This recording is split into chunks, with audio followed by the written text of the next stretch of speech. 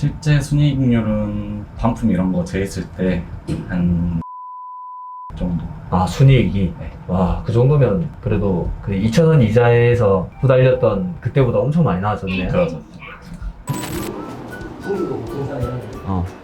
아, 여기 보면 1층에 뭐 먹는 거하고 커피하고 이런 게 싹 다 있어요. 아, 22층이면 이걸 보통 로얄층이라고 하죠.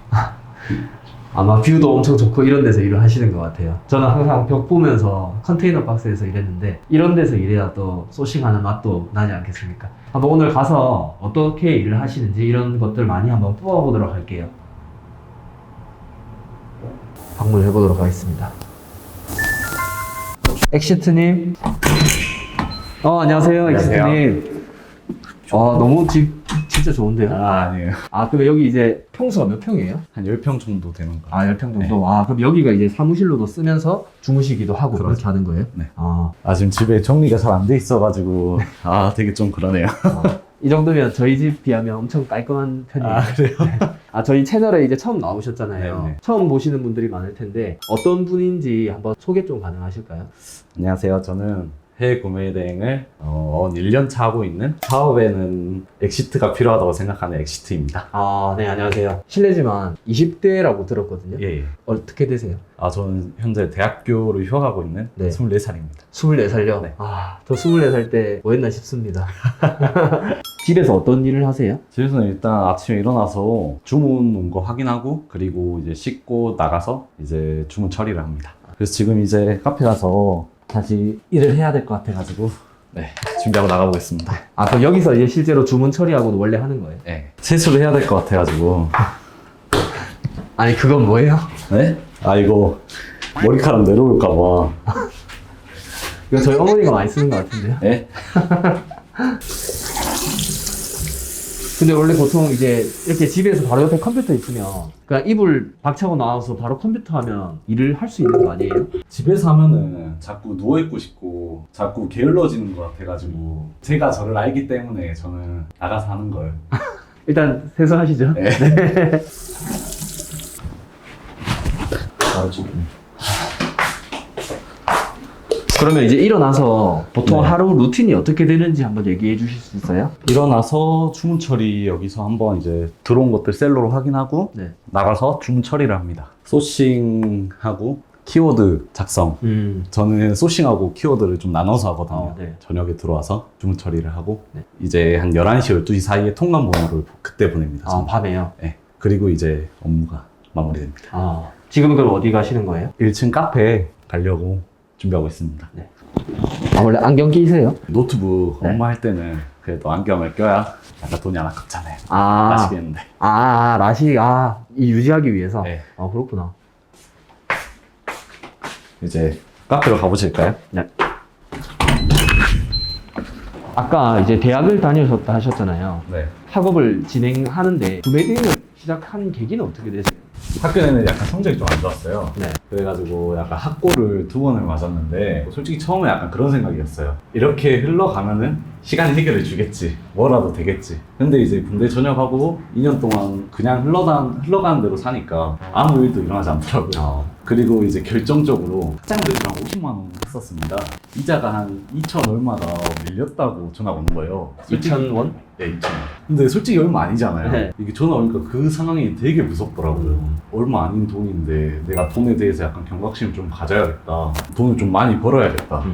그때부터 이제 좀 생각을 해서 유튜브에 돈 쉽게 버는 법을 처음 쳤어요. 네네. 저도 이제 좀 대학생이다 보니까 그래도 좀 쉽게 버는 방법이 있지 않을까. 그래서 처음엔 블로그를 했습니다. 블로그를 하루에 1포스팅해서 애드센스로 광고까지 한번 달아봤어요. 달았는데 이게 좀 돈이 제 마음에 드는 데까지는 약간 안 되더라고요. 그래가지고 또 다시 서칭하기 시작했죠. 돈 쉽게 버는 거. 근데 이게 해외 구매 대행이라고 있는 거예요. 기본 쇼핑몰처럼 재고를 두거나 아니면은 내가 직접 물건을 떼러가거나 그런 게 없고 그냥 사진만으로 장사를 할 수 있다 해가지고 그게 너무 매력적이어가지고 한번 해보자. 나도 좀 이제 약간 경제적 자유란 걸 한번 이룰 수 있지 않을까 그렇게 생각해서 시작하게 됐습니다. 그럼 그렇게 하신 지 얼마 되셨고 지금 현재 매출이나 수익은 어떻게 되세요? 지금 이렇게 한지 한 11개월째 됐고요. 이제 내년이면 이제 1년이죠. 수익은 한 3,400 정도 나오고 있습니다. 얼마나 버는 거예요? 실제 순이익률 이런 거는요? 실제 순이익률은 반품 이런 거 재있을 때 한 750에서 800 정도. 아, 순이익이? 네. 와, 그 정도면 그래도 그 2,000원 이자에서 후달렸던 그때보다 엄청 많이 나아졌네요. 그러죠. 그러면 카페에 이렇게 오전에 오셔서 어떤 업무를 보시는 거세요? 저는 이제 어제 주문 들어왔던 것들 이제 확인하고, 그리고 확인 들어오면 저는 한 번씩 물건을 확인을 하거든요. 어떤 게 들어왔나, 그리고 약간 가격은 괜찮나. 한번 볼 수 있을까요? 네네. 아, 그럼 이 화면이 어떤 화면이에요? 이 화면은 이게 셀로라고 주문 수집해준 프로그램인데요. 이제 이쪽이 신규 주문이라고 해가지고 제가 받은 주문들입니다. 아, 그러면 이게 지금 다 신규 주문이 다 들어온 거예요? 예, 맞습니다. 지금 이쪽 부분이 다 이제 들어온 주문들입니다. 그러면 지금 이제 주문이 무엇이 들어왔고 한참 봐보겠습니다. 어제 매출하고 어제 주문 들어온 거하고 얼마나 돼요? 한 3일 동안 들어온 게 한 300 정도. 300 정도요? 아, 예를 들면 어떤 상품들이 들어오는 거예요? 저는 하나씩 아까 상품을 본다고 말씀드렸는데, 기름 짜는 기계 들어왔는데, 이게 저도 솔직히 약간 어떤 상품인지는 정확히는 잘 모르겠어요. 그러면 이런 상품 옥션이랑 인터파크 이런 데서도 주문이 잘 들어와요? 네. 약간 주는 옥션이나 11번 가긴 한데, 그래도 네이버, 쿠팡, 인터파크, 롯데온도 간간히 들어오기도 하더라고요. 이게 낚싯대를 많이 던져놓는 게 중요한 것 같아요. 이거는 팔레트 저 선반을 파신 거예요? 네. 택배 물류 창고 하시는 분들이나 타입하시는 분들, 그런 분들이 약간 창고에 쌓아놓고 하실 때 사용하실 것 같은데. 이런 거는 복수 주문 이런 것도 좀 들어올 수 있겠네요. 네네. 좀 대량으로 좀 많이 들어오더라고요. 이게 주문 한 건만 들어도 20만 원짜리가 팔리는 거네요. 그러죠. 그러면 이런 상품을 네. 이제 뭐 물류해서 다닌 것도 아니실 텐데 어떻게 이런 상품을 소싱을 하신 거세요? 저는 일단 유튜브 같은데 보다가 좀 사람들이 쇼핑몰에 관련해서 자기 창고를 보여줄 때가 있어요. 그래가지고 이런 팔레트 선반이 있길래, 아, 이런 거는 쿠팡 로켓에서도 안 팔고 좀 소비자들이 그렇게 지금 당장 필요한 물건이 아니니까 좀 기다리면서도 사지 않을까 라는 생각을 좀 해가지고 이미지를 찍어가지고 그 타오바오에 서칭을 했는데 딱 있더라고요. 그냥 저희는 일단 사진으로만 장사하는 거니까 그래가지고 한번 올려봤는데 잘 팔리고 있습니다. 처음에 초보자들은 저런 상품을 어떻게 소싱을 하지 이런 궁금한 게 많을 것 같거든요. 네. 소싱에 대한 노하우가 있을까요? 처음에는 일단은 할 때 이게 팔릴까 안 팔릴까, 그리고 나를 너무 좀 과대평가하는 경향이 있어요. 처음 할 때는 처음 할 때부터 약간 좀 제대로 된 물건을 올려야지 하는 강박관념 같은 게 생기거든요. 근데 처음에는 모두가 다 잘할 수는 없어요. 운이 좋아서 잘 튀는 사람도 있겠지만, 그러니까 처음에는 내가 되는지 안 되는지 일단 경험하는 게 먼저 중요할 것 같아요. 그게 판매라고 저는 생각을 하는데, 그러려면 일단은 다이소에서 파는 물건도 괜찮고, 뭐 공업용 제품 아니면 눈으로 직접 보는 제품들, 그런 것도 다 올려보시는 게 저는 좋다고 생각합니다. 왜냐하면 내가 처음부터 잘해야지 하는 마음을 갖고 시작하면은 더 빨리 지치고 이게 물건이 안 찾아질 때 굉장히 괴로워요. 그러니까 약간 해가면서 이런 물건 안 팔리는구나, 소비자들이 이런 걸 좋아하는구나, 사람들은 이런 걸 많이 쓰는구나, 이런 걸 좀 깨달으셔야 할 것 같아요. 그러면 상품을 이렇게 많이 고민 없이 이렇게 올리라고 하셨잖아요. 네네. 경험을 쌓기 위해서. 네. 상품을 올리기 전에 이 상품은 뭐 지재권이나 아니면 뭐 전환법 이런 걸 팔아도 되나, 통관에 문제가 없을까, 이렇게 고민하면서 결정을 못 하는 분도 계시거든요. 네네. 그럴 때는 어떻게 하셨어요? 그럴 때는 일단 그런 거를 좀 생각을 좀 접어두세요. 그리고 뭐 아는 것도 물론 중요하긴 해요. 중요하긴 한데 우린 초보잖아요. 우리가 벌써부터 그런 비용들 감당하고 그리고 리스크 생각하면서 하면은 솔직히 어느 일이든 간에 하기 힘들거든요. 내가 식당을 창업했는데 누가 이 식당에 와서 장염이 걸렸대요. 뭐 그런 글을 보면은 식당 창업한 사람들이 식당 안 할 거 아니잖아요. 저도 약간 그런 거라고 생각해요. 그러니까 처음에는 그런 거 생각하지 말고, 혹시 내가 이 물건을 올렸는데 안 된다 하는 거는 배대지에서 통관이 안 된다고 연락이 오거나 아니면 마켓에서 물건을 내려라, 그렇게 약간 좀 내가 알아가는 게 중요할 것 같아요. 내 경험이. 왜냐하면 내 경험대로 해야 약간 좀 덜 잊어먹게 되는 경향이 있거든요. 다음엔 안 그래야지. 백날 사람들 말 들어봤자 다 까먹습니다. 그러니까 처음에 공부하듯이 하면 경험이 아니기 때문에 결국 네. 까먹는다는 거죠. 네, 저도 그랬어요. 저도 처음에 통슬림 영상이나 다른 분들 영상 다 봤는데 약간 처음엔 쉬워 보이는데 이게 어떤 일이라든지 장점이 있으면 단점이 있기 마련이잖아요. 그럼 이제 단점을 보면은 사람이 하기 싫어져요. 아, 이거 지재권 너무 무서울 것 같은데. 만약 내가 좀 팔다가 상품이 지재권 걸리면은 내가 판 것들 다 버리지 않을까. 그리고 약간 반품 같은 것들도 맞으면은 아, 진짜 큰일 나는 거 아닌가. 약간 좀 그런 생각들을 했는데 일단은 내가 해보니까 별로 그런 게 많이 없더라고요. 그리고 그 문제를 해결하는 것도 저는 약간 사업이라고 생각하거든요. 어쨌든 온라인 쇼핑몰도 내가 사업자 내고 하는 거잖아요. 잘 돼도 내 탓, 안 돼도 내 탓, 약간 그렇게 생각합니다. 그러니까 그런 문제 발생할 때마다 해결해 나가는 게 또 중요한 거고. 네. 맞죠. 약간 문제 해결 능력이 좀 중요한 것 같아요. 그 지금까지 약 1년 정도 해오셨잖아요. 네. 근데 요즘에 댓글 같은 거 간혹 보면 이게 뭐 대단히 특별한 기술도 없고 진입 장벽도 낮은데 다들 이거 이제 안 된다 이런 얘기가 되게 많잖아요. 네네. 거기에 대해서 지금 이제 셀러를 하고 계시니까 그 좀 의견이 좀 궁금해요.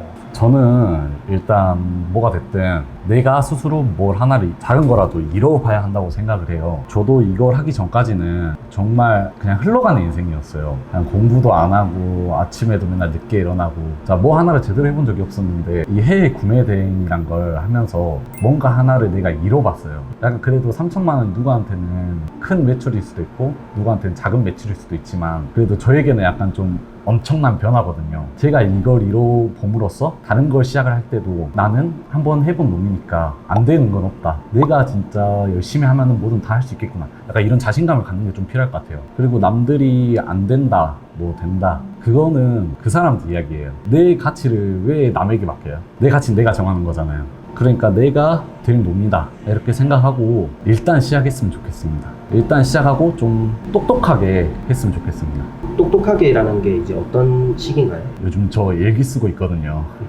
일기로라도 나만 보니까 그 약간 진짜 두서없이 쓰는 것도 좋으니까 한번 써보시고 그리고 내 마켓에 들어가서 유입량이 얼마나 되나 아니면 내 상품이 왜 이걸로 팔렸을까 사람들은 왜 이걸 샀을까 소비자들한테 한 번씩 물어보시기도 하시고 약간 그렇게 쓰는 거와 약간 분석하는 거를 좀 하고 약간 저장해 두셨으면 좋겠습니다. 왜냐하면 그게 나중에 되면은 자신만의 엄청난 데이터가 될 거기 때문에 진입장벽이 되겠네요. 네, 그러니까 자기만의 진입장벽을 만들어 가셔야 돼요. 진입장벽이 낮다고 생각하지 마시고 성공하는 셀러들은 모두들 다 자신만의 진입장벽이 있거든요. 그러니까 다 한 방향으로 성공한다고 생각 안 하셨으면 좋겠습니다. 통술님이 같은 방법을 가르쳐 주셨어도 이 방법을 다른 사람들은 다 응용하면서 더 큰 매출을 내시고 있을 거라고 생각하기 때문에 절대 똑같은 방법으로 된다고 생각하지 않습니다. SNS에서 그런 거 많이 보잖아요. 광부들이 좀만 더 캐면 되는 금이 나오는데 돌아가는 거. 아, SNS에 그런 거 있어요? 네. 근데 그림. 네, 그림으로. 저희가 이 앞에 금을 1,000만 원이라고 생각을 해요, 매출을. 그러면 이 1,000만 원의 금이 진짜 1m 남았는데 좀만 더 파면 되는데 거기서 포기하신 분들이 많다고 생각하고 이걸 한번 뚫으면은 그 나온 돈으로 내가 뭐 곡괭이를 더 업그레이드 할 수도 있고 약간 드릴을 살 수도 있고 그렇게 생각을 해요. 그러면 이제 다음 2,000까지는 좀 더 빠르게 갈 거 아니에요. 내가 그동안 돌도 맞아봤고 뭐 한번 흙이 무너질 뻔한 경험도 하고 하니까 약간 이 부분에서는 흙을 맞고 돌이 있을 때는 어떻게 해서 빼내야겠다. 약간 이런 경험들이 있을 거라고 생각하고 그리고 가다 보면 뭐 좋은 친구도 만날 수도 있고 그러면서 함께 뚫어갈 수도 있는 거고 저는 그렇게 생각합니다. 그러면 이제 초보자분들도 많이 보고 계실 텐데 혹시 간단하게 조언해 주실 수 있는 거 있으세요? 일단 어렵게 생각하지 않으셨으면 좋겠어요. 저 같은 저 어린 애들도 하는데 약간 너무 복잡하게 생각하시지 않으셨으면 좋겠고 일단 실행했으면 좋겠어요. 뭐가 됐든 좋으니까. 그럼 마지막으로 목표 매출 선언하고 영상을 마치도록 하죠. 저는 약간 매출의 목표가 아닌 제가 순이익으로 약간 좀 안정적으로 1,000만 원을 만드는 시스템을 만들고 싶어요. 아, 네네. 저는 그게 매출 오르는 것보다 더 중요하다고 생각하거든요. 결국에는 체계를 만들고 진짜 사업을 하고 싶습니다. 1,000만 원 진짜 안정적으로 만들면은 한 번 더 출연하겠습니다. 감사합니다. 감사합니다.